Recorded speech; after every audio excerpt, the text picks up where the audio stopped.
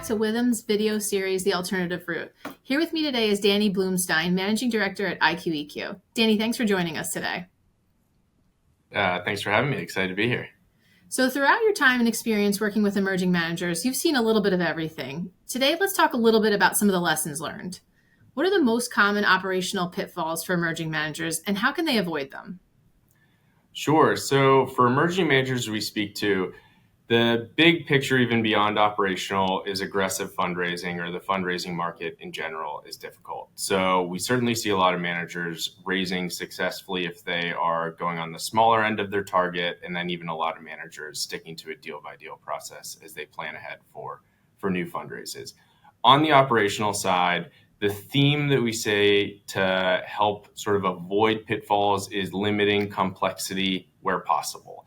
And so especially for new managers coming out, there are a lot of competing funds. And so LPs want to make sure that you sort of fit the mold, and being not complex is helpful there. Complexity can come in different shapes, but having org charts that are overly engineered can make it difficult, both operationally and for expenses. And so certainly when you land a large investor who wants a unique structure for a given reason, it makes sense a lot of times to do that. However, if you're not really sure, we advise managers to lean on their advisors, lean on their lawyers, have those conversations to understand, hey, what is industry? I want to be sort of cookie cutter because it's going to help everything run more efficiently and likely be the most cost-effective option to limit complexity. So keeping simplicity where possible makes sense. Yeah. What does institutional grade fund operations look like from day one? Yeah, so institutional grade is kind of becoming the industry standard. Again, because the fundraising market is difficult right now, LPs have a really high bar for operations. They want to make sure that you have everything in place. And so institutional grade readiness makes sure that has all of your policies in place already. How are you going to manage cash? Where are going to be your valuations policies?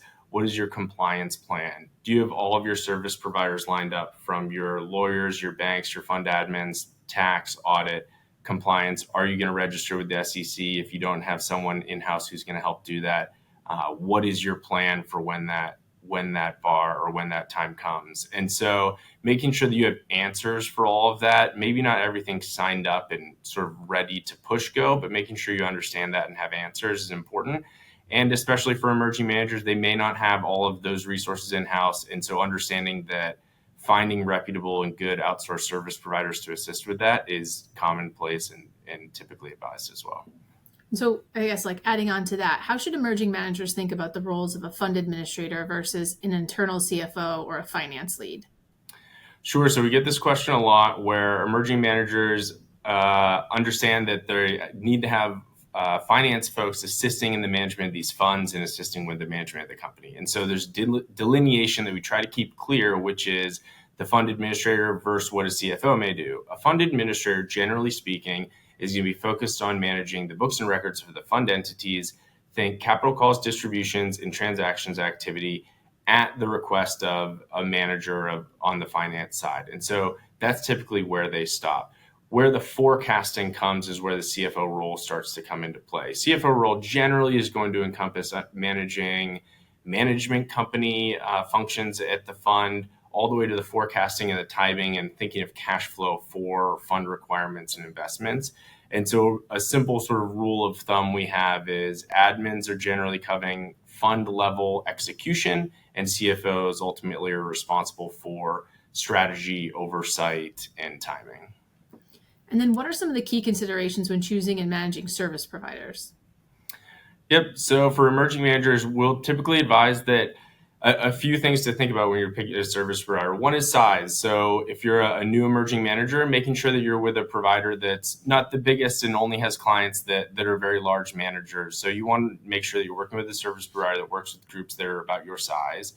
And then also making sure they have experience in your strategy or your whatever might be niche to you. If you're in bio, or if you're in a unique sort of mineral strategy or a unique complex hedge strategy, making sure that you're with service providers who have other clients in their book of business that look and feel like you.